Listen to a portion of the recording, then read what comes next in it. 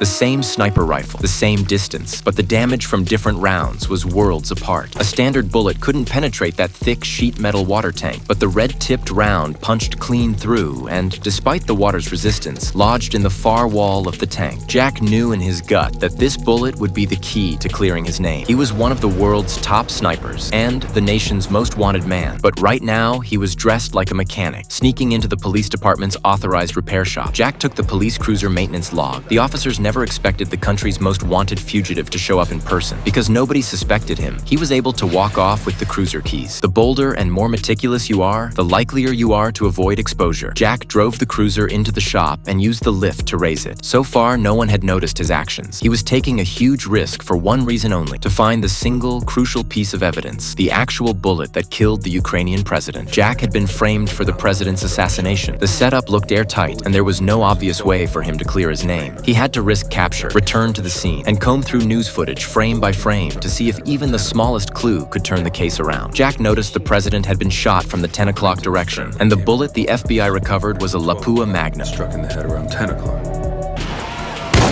But the FBI had found a bullet at the 3 o'clock position, which could only mean that round was planted to frame Jack, shot into the wall earlier by someone. So where did the real murder round go? FBI agent Annie believed Jack was innocent and had been secretly helping him investigate. According to Annie, the FBI had only found the round used to frame Jack, which meant the real bullet hadn't been recovered. A result that made no sense. The FBI had searched the entire area. It was unlikely they'd miss a single round. Jack immediately reviewed the footage and, frame by frame, finally spotted that patrol car number. 916 happened to be right behind the president when he was hit. Jack called Annie and asked her to check the current location of car 916. When he learned it was in the police vehicle repair shop for maintenance, Jack risked everything and slipped into the shop. No bullet had been found at the assassination scene. It was entirely possible the real round passed through the skull and lodged inside the patrol car.